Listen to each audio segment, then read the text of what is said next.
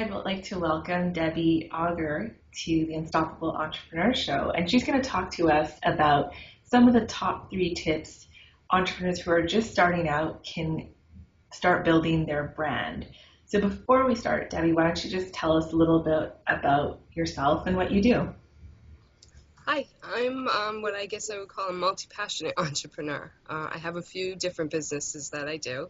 I started out with handcrafted jewelry, and in trying to build my business on my own with no budget, I had to learn everything and found that I had a really incredible knack for internet research. So I also am an internet research specialist and offer my services there.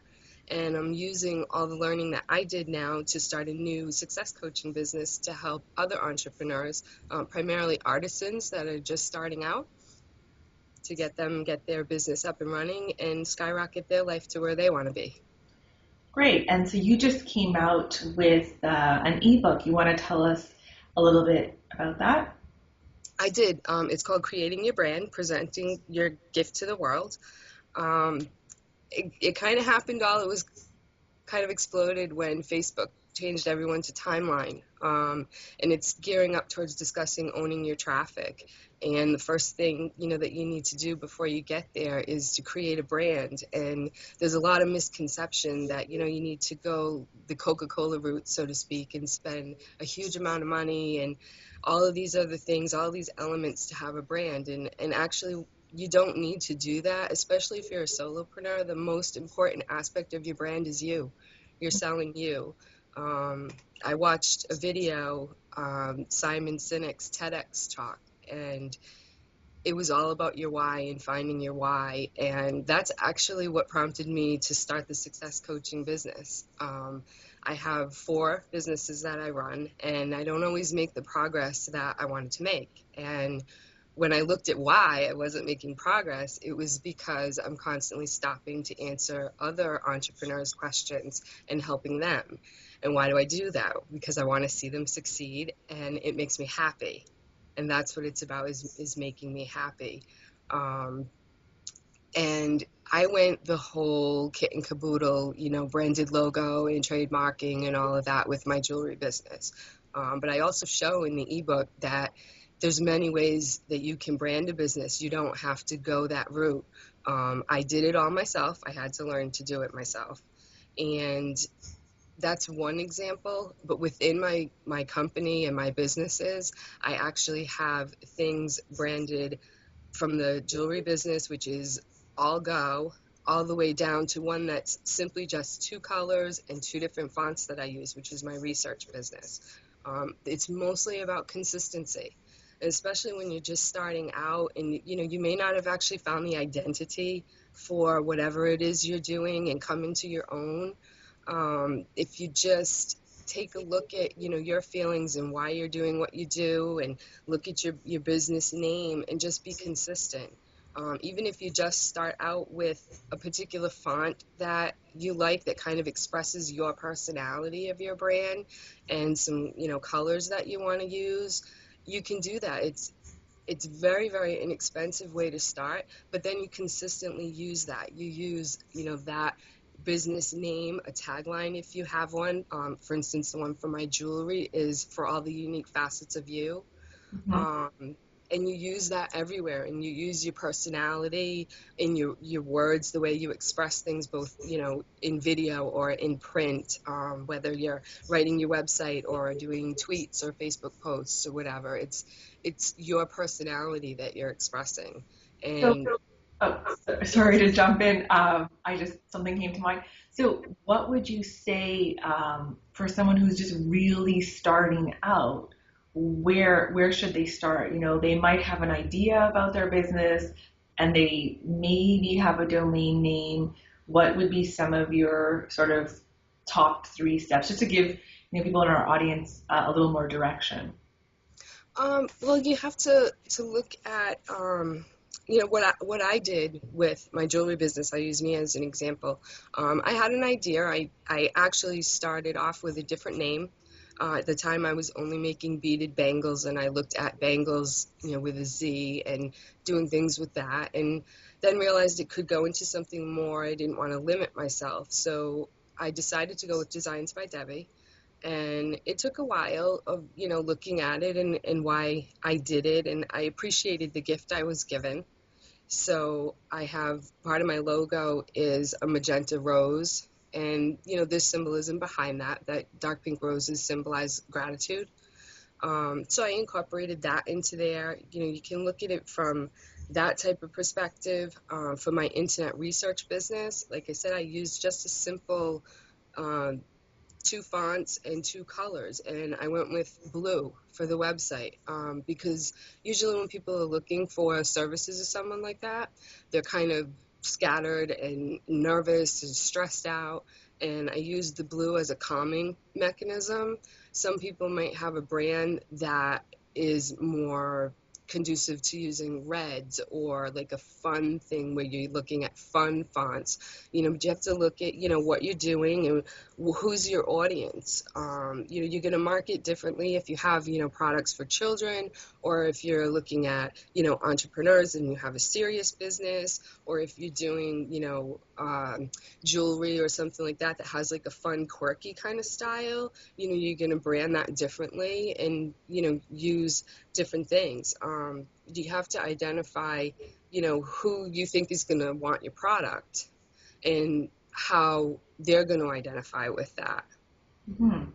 And you also talk a little bit about the intangible elements of your brand. Do you want to go into that a little bit more? Yeah, there is definitely there's intangible elements because everything that you do is your brand. It's your personality, the way that you say things, even down to your guarantee, how you deal with your customers.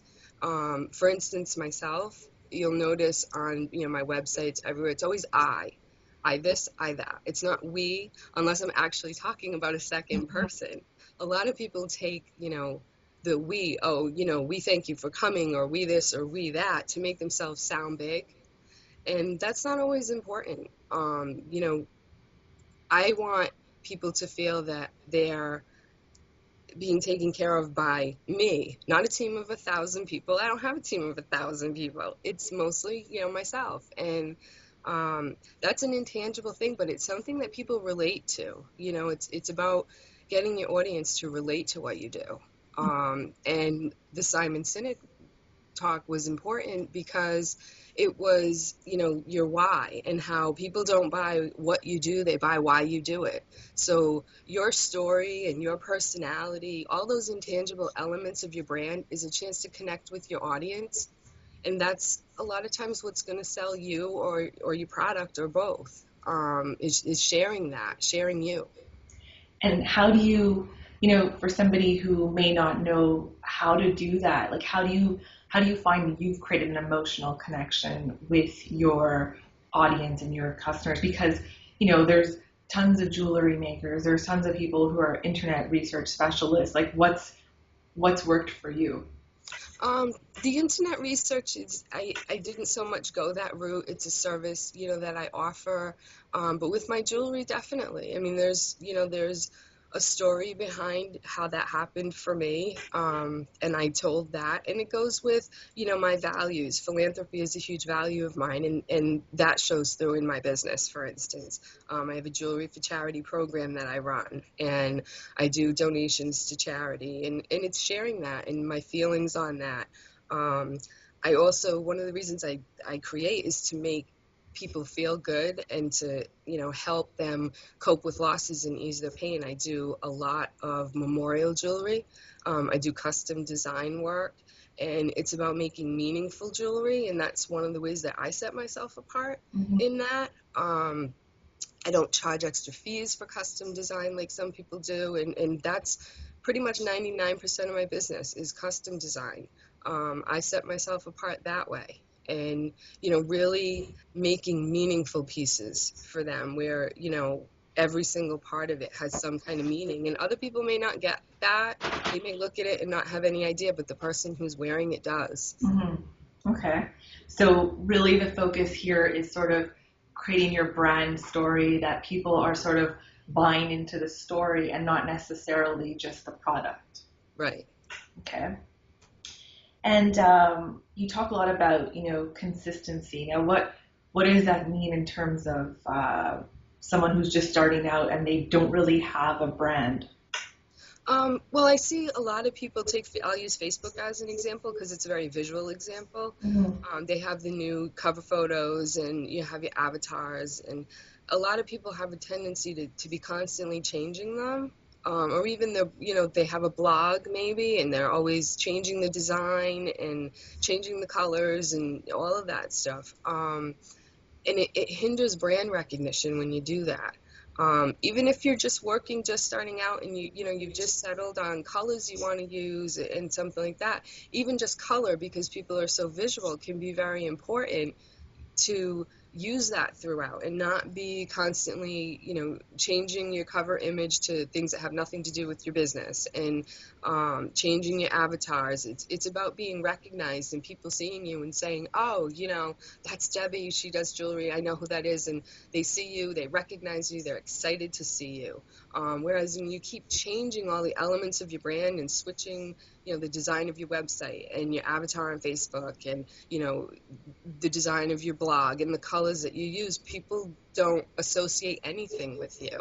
Hmm. Um, they don't recognize your avatar when you're posting on Facebook. They're more likely, sometimes, especially if they're just getting to know you and your brand, they're more likely to relate to your avatar photo than your name. Hmm. So when you keep changing that photo, it hinders that recognition. Um, and then, they don't think of you first when they might need whatever it is that you do. You can really get what they call a top of mind awareness, by really being in front of people a lot. And if you capitalize on being consistent, every time you're in front of them, it's a consistent image, it's a consistent message that you're portraying. And if you don't do that, if you're all over the place and constantly changing things, that visual recognition isn't coming through. They may see you 100 times, but if, every second, third, fourth, or fifth time they see you, it's different, it's not registering with them. Okay. And you also mentioned, budget and logos. So for people who don't necessarily have a big budget, to create, that Coca-Cola logo, what do you recommend as some of the resources that they can use? You can use, I use Photoshop, but you don't even need that. There's different graphic software, online, that they can even get for free to do, photo editing, which you can even do graphics if what size graphic you need. And whatever colors you want to use, you can go that route. You can hire somebody. I do things. I'm not an expert or, a whiz at all of it, but, I can get people started on that and, offer, help with that. There's also Fiverr.com, Fiverr.com, where you can, sometimes get people to do, your blog header or things like that if you don't have either the skills or the software tools that you need to do it yourself, or if you don't want to do it yourself. I guess I'm learning it's not always good to do everything yourself, although it's Right. one of my habits. And that's a nice, inexpensive way to get started. Definitely. So really, there is no excuse. I mean, there's tons of resources on both the lower end of the spectrum as well as the higher end of the spectrum in terms of cost. It's just a matter of deciding what it is exactly you want before you go there. Exactly. And that really is just about, doing some soul searching about what it is you're doing and who your audience is and why you're doing it. And, the brand image that you want to portray, and that thinking actually is probably the hardest part of it, because then you can kind of jump from there and say, okay, this is my idea, this is where I think I want to go with it. And there's plenty of sites online where you can get even templates for a website for a reasonable amount of money. You don't have to go the custom option and have somebody custom design everything for you and spend all that money. They have templates. You could even get free ones in some places. You can get a web template for $50. It's just a matter of knowing what you want and then kind of hunting around to see, if what you want is already available. Or if you can, like I said, get somebody on Fiverr. I mean, $5, you could have somebody, set up your blog design or whatever for you. And it's just about being consistent. And once you make those decisions and, decide where you're going to start, it's just implementing that and just being consistent across all the different platforms that you're using. Mm-hmm.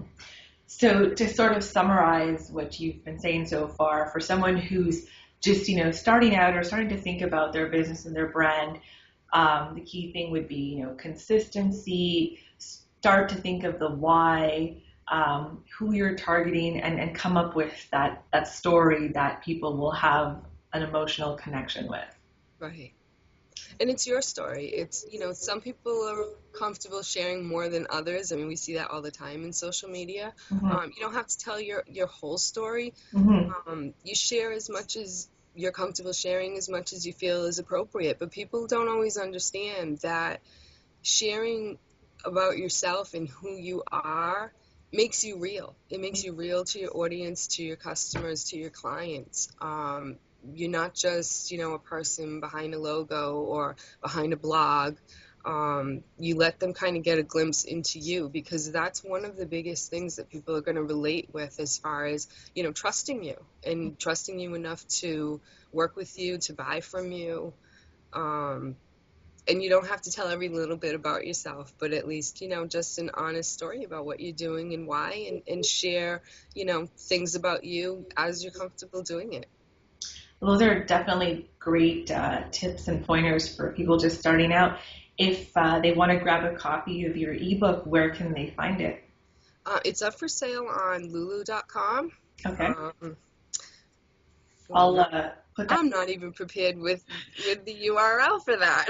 No problem. You can send it to me after, and I'll be sure to add it to the description of the show. It's not a big deal, but and you want to just share sort of your home base if we want to find you online and look at from there. Sure. For the success coaching business, it's Awaken Dreams. It's AWAEHQN dreams.blogspot.com. Okay. I'm just starting.